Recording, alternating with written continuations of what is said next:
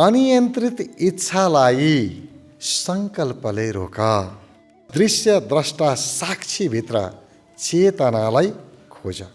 हामीलाई दुःख दिएको हाम्रा अनियन्त्रित इच्छाहरूले हो, यो बुझौँ। हाम्रा इच्छाहरू नै सुख दुःखको मूल कारण हो। हाम्रा विचारहरूको जननी हो, आमा हो इच्छा। इच्छा नभइकन विचार आउँदैन। पहिला केही गर्ने इच्छा आउँछ अनि त्यो इच्छा पूर्ति गर्नको लागि विचार जन्मिन्छ। हामी धेरै विचारले सतायो, मनमा कति नकारात्मक विचार आए। यो विचार आफै आएको होइन, हाम्रा इच्छाहरूको उपज हो। अब इच्छालाई रोक्ने, मूलमै रोक्ने, विचारलाई किन रोक्नु नि?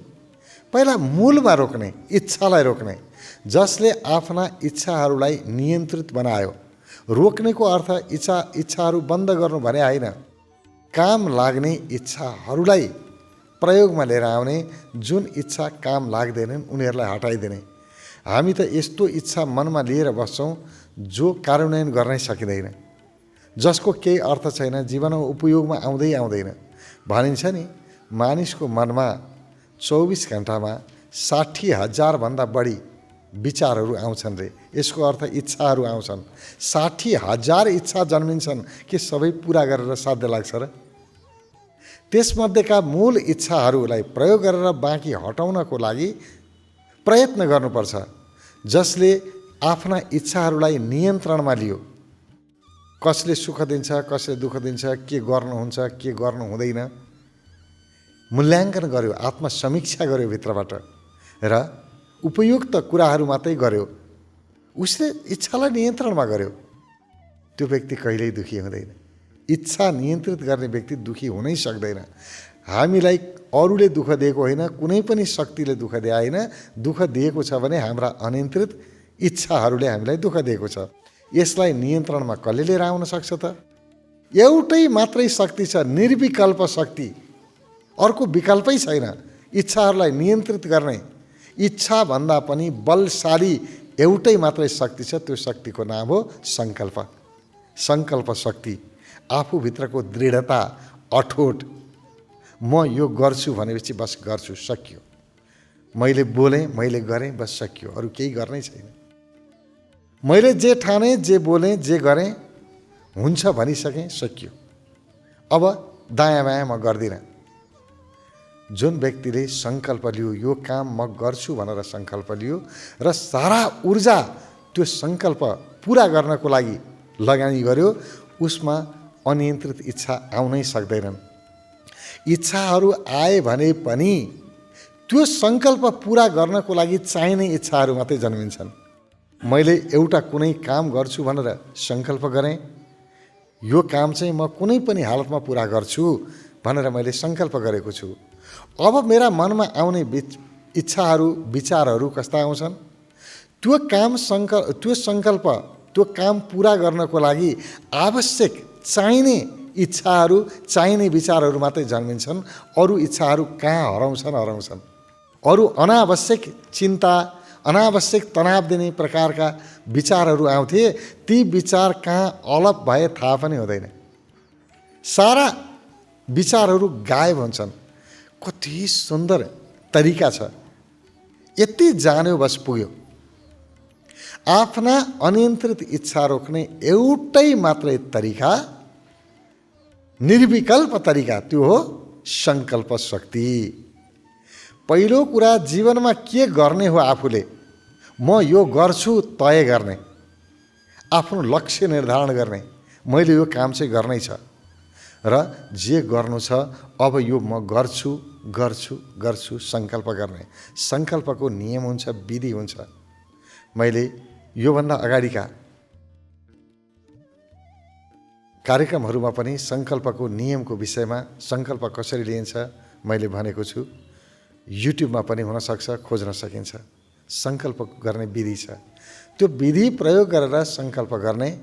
आफूले जे गर्छु भनेर सङ्कल्प गर्यो, त्यो पुरा गर्न जो व्यक्ति दौड्यो, आफ्नो सङ्कल्प पुरा गर्न हिँड्यो, उसको अगाडि अरू विचार आउँदैन। तपाईँले म हिमाल चढ्छु भनेर सङ्कल्प लिनुभएको छ भने अब तपाईँको मनमा खालि हिमाल चढ्ने सम्बन्धी मात्रै विचारहरू आउँछन्। अब कसलाई भेट्ने होला, कुन मान्छेलाई भेट्ने होला, कोसँग सिक्ने होला, तरिका के हो, त्यहाँ कसरी पुग्न सकिन्छ, कसले सिकाउँछ, अब यस्तै यस्तै मात्रै विचारहरू आउँछन् र त्यही ठाउँमा जाने इच्छाहरू जन्मिन्छन्। सिकाउने ठाउँमा म जानुपर्छ, म जान्छु, यस्तै कुरा आउँछन्। मूल इच्छालाई अथवा मूल सङ्कल्पलाई समर्थन गर्ने प्रकृतिका मात्रै विचारहरू आउँछन्।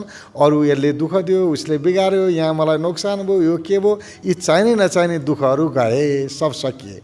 त्यसकारण जीवनका सम्पूर्ण अनावश्यक दुःखबाट मुक्त हुने हो भने एउटा कामको सङ्कल्प लिनै पर्छ, एउटा दृढ सङ्कल्प लिनुपर्छ, एउटा लक्ष्य समाउने सङ्कल्प लिने। यसले मात्रै रोक्न सक्छ, हाम्रा अनियन्त्रित विचारलाई रोक्ने मात्रै सङ्कल्पले हो। त्यसकारण अनियन्त्रित इच्छालाई सङ्कल्पले रोक। दृश्य, द्रष्टा, साक्षीभित्र चेतनालाई खोज। यो अत्यन्तै गहिरो छ। ध्यानको गहिराइमा पुग्नको लागि पनि सङ्कल्प अत्यावश्यक छ। म को हुँ, म के हुँ, म आफूलाई जान्न चाहन्छु। आफूलाई जान्न चाहने व्यक्तिले म जानेरै छोड्छु, म ध्यान गरेरै छोड्छु, ध्यानको यो अवस्था प्राप्त गरेरै छोड्छु भन्ने दृढ सङ्कल्प छैन भने त्यो व्यक्तिले ध्यान गर्न सक्दैन। ध्यानको लागि सङ्कल्प अनिवार्य छ, दृढता अनिवार्य छ, त्यत्तिकै ध्यान लाग्दैन। अहिले हामी मौन ध्यानको अभ्यास गरिरहेका छौँ, मौन साधनामा छौँ। 7 दिने कार्यक्रम, 7 दिनसम्म हामी मौनमा छौँ। अब यो मौनमा बस्ने साथीहरूले त्यो सङ्कल्पलाई समाउनुपर्छ। म जसरी पनि मौनको अनुभूति गर्छु, पहिलो कुरा त्यो सङ्कल्प हुनुपर्छ।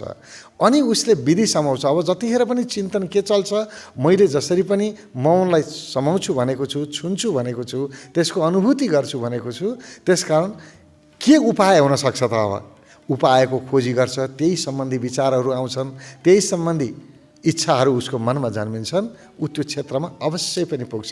किनभने सङ्कल्प सर्वाधिक महत्त्वपूर्ण हो।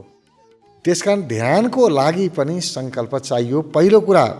अनि यदि आफूलाई जान्ने सङ्कल्प गरेको छ उसले, म आफैलाई चिन्दछु, म के हुँ, म को हुँ, जानेर छोड्छु, त्यो दृढता, त्यो सङ्कल्प मनमा छ भने दृश्य, द्रष्टा, साक्षी। दृश्य, द्रष्टा, साक्षी भनेको के हो?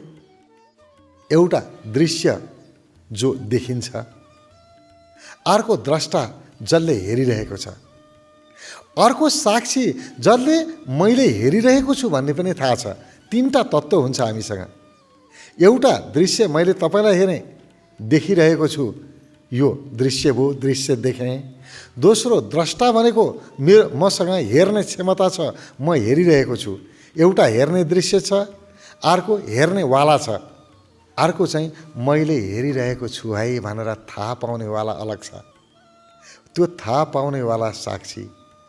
अब यो यति थाहा पाउनेवाला साक्षी, यो साक्षीलाई जान्नको लागि, आफूलाई जान्नको लागि चाहिँ त्यहाँभित्र चेतना खोज्नुपर्छ। दृश्यमा पनि चेतना, जे दृश्य देखिन्छ यो म जस्तै हो है, म र ऊ फरक छैन, म पनि उही चेतना हुँ, जे देखिरहेको छु त्यो पनि चेतना हो, म र ऊमा फरक छैन। यो भाव हुने बित्तिकै समभाव हुन्छ, सबैप्रति प्रेम भाव जन्मिन्छ, हर एक प्रति सम्मान भाव जन्मिन्छ। कोही ठुलो, कोही सानो, यो सानो ठुलोको भाव जुन मनले बनाएको छ नि, मनको त कामै विभाजन गर्नु हो, यो ठुलो, यो सानो, यो विद्वान, यो अविद्वान, के बनाएछ मनले। अब यसलाई चिर्नको लागि, यो मनको पारिजानको लागि के गर्नुपर्छ? दृश्य जे देखिन्छ त्यसमा चेतना खोज्नुपर्छ। जसले दृश्यमा चेतना खोज्यो त्यो व्यक्तिले सबैमा उही चेतना भेट्छ, सबैमा उही ईश्वरीयता भेट्छ र उसको लागि कोही पनि तलमाथि हुँदैन। त्यही मुटु धड्किरहेको छ, धड्काउनेवाला उही छ, सुँगुरमा चल्ने चेतना पनि उही हो, मानिसमा चल्ने, कुकुरमा चल्ने, गाईमा चल्ने, सबैमा उही हो। फरक यहाँ केही पनि छैन। हर एक सृष्टि उही परमात्माको सृष्टि रहेछ, अरूको होइन रहेछ भन्ने बोध हुन्छ जब व्यक्तिले ती दृश्यमा चेतनाको खोजी गर्न थाल्छ। पहिलो तह दृश्यमा चेतनाको खोजी गर्ने। दोस्रो तह अब जसले हेरिरहेको छ, जसले यी चेतना हुन् भनेर हेरिरहेको छ, द्रष्टा, त्यो हेर्नेवाला पनि को हो? हेर्छ कसले? चेतनाले हेर्छ, आँखाले हेर्दैन। हेर्ने चेतनै हो, थाहा पाउने चेतना हो। त्यसकारण यहाँ पनि चेतना छ, हेर्नेवालामा पनि चेतना छ। यतातिरको खोजी गर्नुपर्छ, त्यहाँ चेतना छुट्याउनुपर्छ। अब हेर्ने त सामान्यतया मनले हेरेको हुन्छ, हेर्नेवाला त मन हो। मैले हेर्न मन लाग्यो हेरेँ, लागेन हेरिनँ। मनले हेरेको हामी भन्छौँ। मन भनेको इच्छा हो, इच्छाहरूको समूह हो। त्यसकारण यहाँ इच्छा होइन, मनले पनि हेर्ने होइन, मनभित्र पनि चेतना छ। चेतना नभइकन दृश्य देखिँदैन, देख्छ चेतनाले। त्यसकारण द्रष्टामा पनि चेतना खोज्ने। अब ज त्योभन्दा गहिरो द्रष्टाले हेरिरहेको छ, दृश्य छ, दृश्यलाई द्रष्टाले हेरिरहेको छ। जान्यो कसले त? त्यो थाहा पायो कसले? त्यो थाहा पाउनेवाला भित्रको चैतन्यतालाई जसले जान्यो उसले आत्मबोध गर्यो, उसले आत्मालाई जान्यो। आत्मबोध सम्बन्ध यो सूत्रले लिएर जान्छ। यो अत्यन्तै कल्याणकारी सूत्र छ। यसलाई समाउन सक्यौँ ठिक ढङ्गले भने हामीले आफूभित्रको परम सत्तालाई प्रष्ट रूपमा बुझ्न सक्ने सामर्थ्य उत्पन्न गर्छौँ, क्षमता उत्पन्न गर्छौँ। यसको लागि मात्रै 3 तहलाई बुझौँ। पहिला दृश्य, दृश्यमा चेतना खोजौँ। दृश्य हेरेर मात्रै हुँदैन, दृश्य हेरेँ बस सकियो, त्यतिले पुग्दैन। दृश्यमा चेतना खोज्नुपर्छ। दृश्यमा पनि त्यो ईश्वरीय स्वरूपलाई हेर्नु सक्नुपर्छ। त्यो चेतना नै ईश्वर हो, त्यो चैतन्यता नै ईश्वर हो। त्यसकारण हर एक दृश्यमा चेतनाको खोजी गर्ने, जेसुकै देखियोस्। अर्को दोस्रो, जसले हेरिरहेको छ उसमा पनि, द्रष्टामा पनि चेतना खोज्ने। अनि जसले हेरिरहेको छ भन्ने पनि थाहा छ, त्यो बोध, उसमा पनि चेतना खोज्ने। यो 3 तहमा चेतनाको खोजी गर्यो व्यक्तिले आफ्नो परम सत्तालाई जान्यो, आफैभित्रको त्यो मूल केन्द्रलाई उसले चिन्यो। अनियन्त्रित इच्छालाई सङ्कल्पले रोक। जबसम्म अनियन्त्रित इच्छालाई सङ्कल्पले रोक्न सक्दैन तबसम्म दृश्य, द्रष्टा, साक्षीभित्रको चेतनालाई खोज्न सकिन्न। त्यसकारण यो सूत्र रह्यो, अनियन्त्रित इच्छालाई सङ्कल्पले रोक, दृश्य, द्रष्टा, साक्षीभित्र चेतनालाई खोज।